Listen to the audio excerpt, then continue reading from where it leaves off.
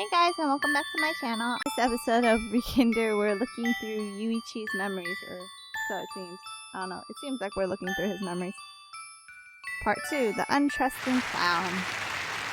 I should have probably saved, but I didn't.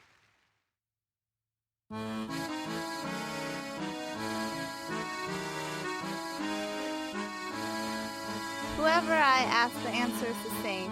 I don't really know. Ask someone else. I ask teachers, and they just nod, try to look sympathetic. It doesn't answer my question. Teachers say to ask lots of questions about things you don't know, but I can see there's no point. So there was no one I could rely on. And yet TV and books say things like, friendship is wonderful, and treasure your relationships. But those wonderful relationships, do they actually exist in the real world? I read that wrong, but whatever. Does the clown say different things? Nope.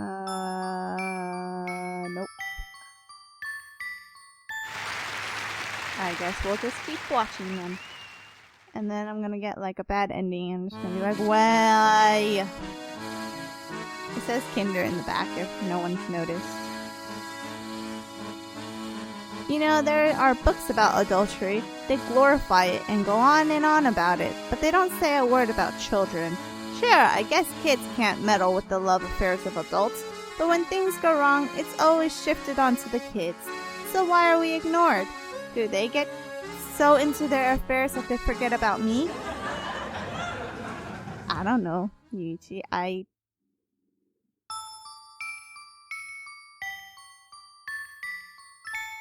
Thanks, stinking motorcycle.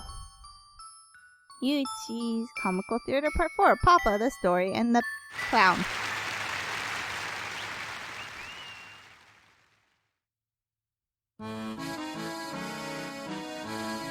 It's Daddy! One day I asked Papa, when will Mama get better? And Papa said she's not sick, so very soon. Are we talking about the same person? How is she not sick? It has to be some kind of sickness. Someone has to treat it, I thought.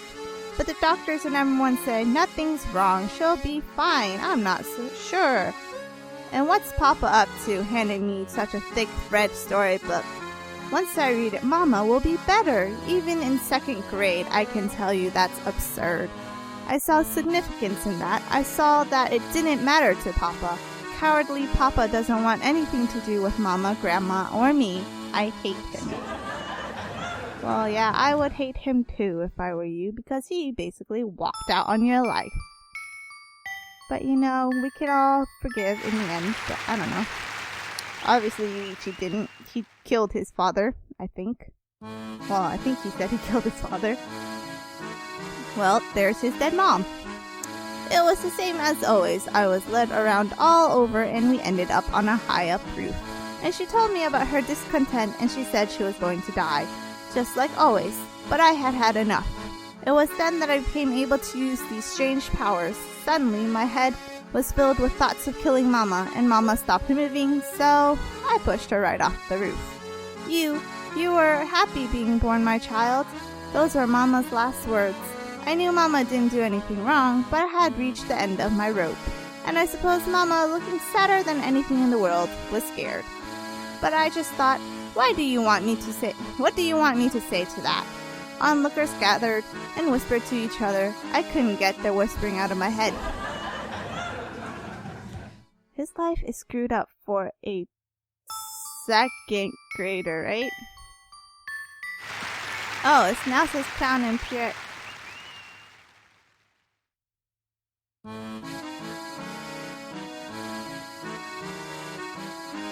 The 3 of us were going to sing at the town meet, so we practiced together. Our song was called The World of Stars. Everyone in the family loved it. But when we practiced, like always, things would get stormy between Papa and Mama. When that happened, at once I would say, Vamos cantar, and then when they heard that, Mama and Papa seemed to feel better. Vamos cantar is just Portuguese for let's sing. I heard it on TV a few times. I got in the habit of saying it, not just to Mama and Papa, but when anything got gloomy. I came to learn that when I did something out of place or absurd, the mood would lighten. But is this what I really wanted? No, it's not. You temporarily made the awkward situation less awkward by putting all the awkwardness on you. Family song. So that's what they were fighting about when we saw that memory. I thought he was insulting the kid, but he was insulting his wife. Mama, I caught a butterfly. So you did. It's pretty. But butterflies die much quicker than humans, so I feel a bit sorry for it. Huh, I guess so. They say butterfly transports spirits. It could be taking a spirit where it really wants to go. Maybe. Hey, wanna sing? Well, the stars, you mean? You always want to sing when we come here. Let's sing. Okay. Let's start with our voice exercises.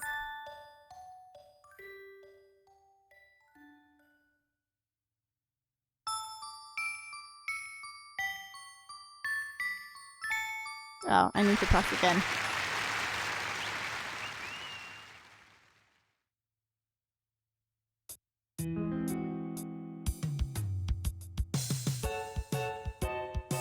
It's Abe Lesnar and Keko Yomuda's Universal Town Radio Town.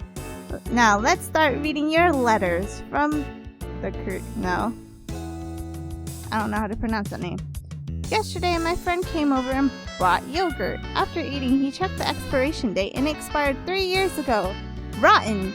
But my friend was fine. Whoa! What do you think of that, Mr. Lesnar?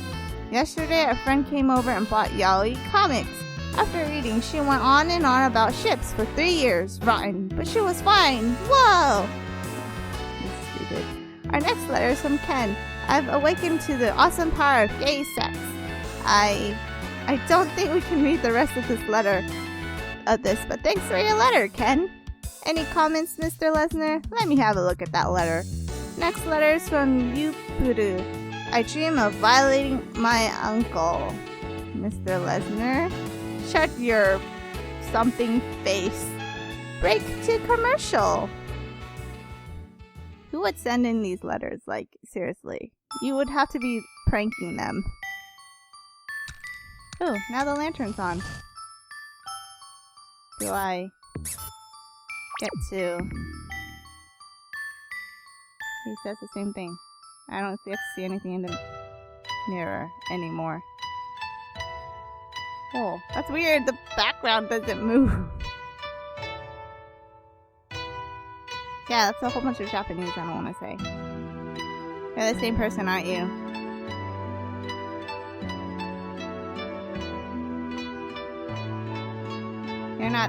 You're saying different stuff, but I'm Matsuhiro Higurashi Chiekoin Jofuku Senbon and Atlas Nishijin. Up ahead is super preachy time. Strap in, it's long. Saving recommended. Okay. Saving recommended. So I shall save. Strap in, guys. They said it was gonna be a long preaching. Oh, okay. I'll save over here then.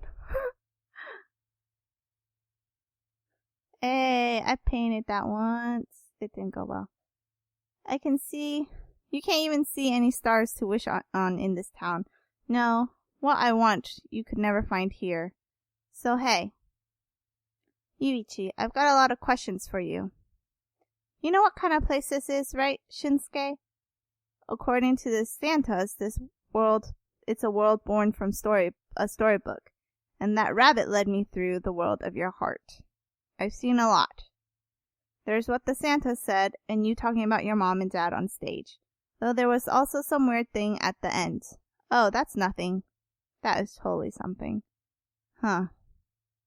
Well, those Santas are like the remnants of the kids who used to own the book.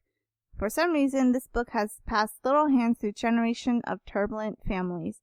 When kids read this book, apparently it comforts them, and the book is chock full of those kids' grief and lamentation. Lots of resentment there. And since you have this book, then your family too.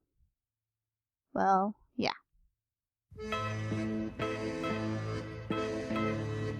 Oh, it's people's shadows. I couldn't make it out at first. Papa and Mama were a match made in hell. Papa hated Mama and berated her every opportunity. Stay away, germ. You're just taking up space. Livestock shouldn't talk back.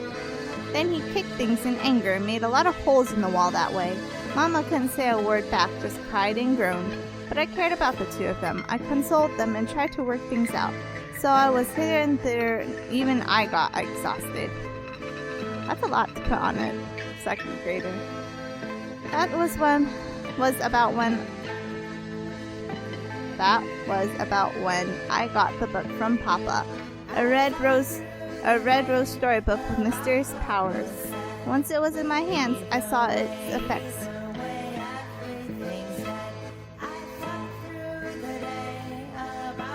I stopped reading because I wanted to listen to the talk. Maybe I had just hit my limit. All that junk just kept piling up. Those feelings exploded to give way to destructive negative powers. So then I killed Mama and Papa next. Do you know why I did that? Well, you see, my papa and your mom were having an affair. Dun dun dun!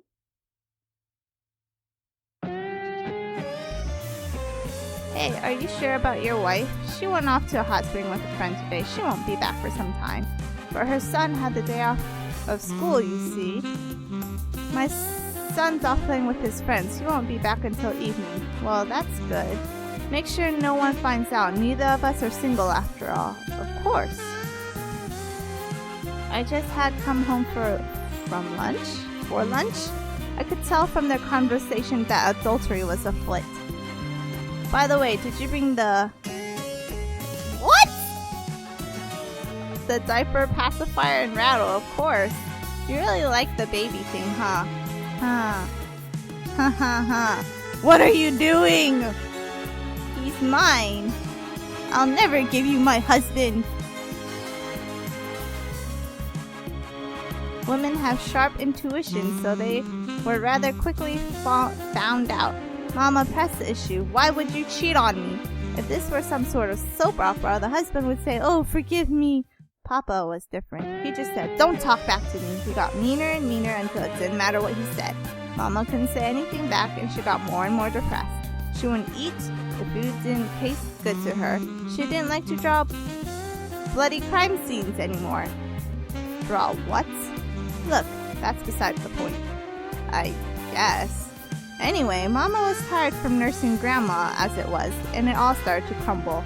Now that I think about it, maybe Papa was irritated by her attitude when she was exhausted, but that's no excuse to cheat on her. And whatever he was questioned, he'd shout. That's some talk from... a fat cattle! That's an unnecessarily mean comment. That's about when the cycle you witnessed began. Mama had gotten ill, but not her body, you see, her mind. A mind illness? Yes, that's what they called it. You think it's impossible, don't you? But when I looked at Mama, I wonder if her mind was awry, if it was some kind of sickness. It may sound strange, but it's not. Just like things can damage a body, so can things damage a mind. But I bet there are other worlds out there where the existence of mind illness is fully recognized. Yet in this world, what does Mama have? I don't know. She's just lazy. Some real expert opinions there. If bodily sickness is recognized, why not the sickness of the mind? Do we only accept what we can see, but not what we can't? I killed Mama with that thought still going around in my head. I had hit my limit too. I had been crushed. So I killed Papa next, with hate and bitterness. Didn't you seek help from people? I told you before, no one would entertain me. My friends, my teachers, my neighbors, nobody. In the end, I was just told this. Don't depend on people for everything. Aren't you just pinning the blame on others? Don't be a baby. Try harder. How can a child say that about his parents? I was just telling the truth, but others heard childish and abuse. Can't I depend on anyone? Can't I turn anywhere for aid? I don't care about your empty words. Just help me. But that didn't get through to the people around me. I wanted to kill them. The lying adults and the children who danced to their whims, everyone. And I did kill them. Seeing their neighbors and friends be torn to pieces, the townspeople said, "Someone help!" What did I do? It felt good, honestly. It was quite a role reversal. Oh, but Fido helped me, didn't he? Always played with me when I was lonely. Aw. These people had as little sympathy for those seeking help as they did for criminals. If the world didn't want to be kind, I didn't want to be kind back.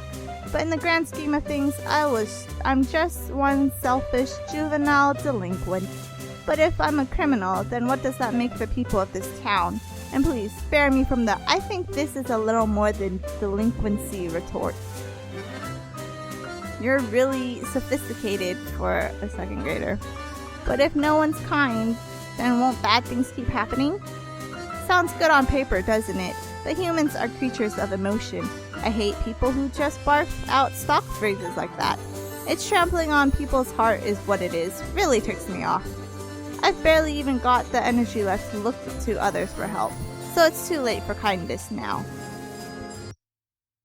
Yes, great sob story. Yuuichi? 2 Yuuichis? What's this? The one you've been talking to with the storybook is a fake. Me, who just showed up, is the real deal. You can tell from the Latin music. You're right, I'm not exactly the real Yuuichi, but I'm not really fake, now am I? I'm the core of this world, a perfect crystallization of Yuuichi Mizuoka. In essence, I'm another Yuuichi. Well, for another me, you're doing things a lot different from what the real me would do. Maybe you didn't notice Shinsuke, but this guy is the one who showed up on the roof of the abandoned building. Maybe the storybook's power is going nuts. Well, I can always torture if that's the case. But then you'd lose your power. Save your worry, I've got all this sorted out. The friends game is over. I'm saying so long to this world. What? You don't mean... Right, I'm taking my own life. But I feel great. I can finally say goodbye to this busted place. No, don't say that. Why? I'm your enemy. You should be shooting party poppers that I'm gonna off myself. But, hesitating because what my heart there said, that's a load of none of your business. I've long given up on that way of thinking. I was just a childish brat blaming it all on adults in society. Of course I wouldn't be safe. The adults were having plenty of their own hardships, but hey, they thought of the children, eh? Besides, all this tragic character path with a bunch of text to mash through for the player, isn't it? Well, yeah, it is. Thank you for thinking about me, Yuuichi. Thank you. Still trying to protect your pride? Huh? His pride? Ugh, this is a lot. That's not what the real me thinks. It's all pretense. I'm your heart. I did what you really wanted. You wanted to talk to Shinsuke, to tell him what I told him. Hey, hold on! But you couldn't, because you didn't want to rely on someone else to solve your problems. You were scared of him saying, "Why should I care?" Why me, though? You were just one of the candidates, Shinsuke. The rest, the members of the Friends game. The common point, save Aya and Shinsuke, who's having parents like my mama who had a mind illness. Of course, Aya had the illness herself. And again, my papa and your mom were having an affair. So I wouldn't kill you all right away. I gave you a chance to survive. Choosing Shinsuke, though, I don't know what to call it. Maybe it was weakness. Because your mom was cheating with my papa. I guess I should have kept quiet about that. Killing her like that and showing you and finally just telling you. It was selfish, but maybe I did that because I wanted you to sympathize with me the most. And maybe that's why I showed you parts of my memory and kept the town's monsters from attacking. Hey, let's not go too far here. I wanted you to know me, Shinsuke. I sought you as my final savior. Nope. Did not ever think that. Yes, you did. You and I still do. Otherwise, this place and I wouldn't exist. My existence is all the proof needed. You're not listening to me. but those desires were crushed by the opinions around you. You unknowingly became convinced that you were the only one at fault, and so you gave up. This is getting kinda annoying. Won't you go away already? How would I go about that? Ah, I see. You exist 'cause I'm deep down hoping on Shinsuke, huh? So I guess I'll have him get rid of me. What? What is this?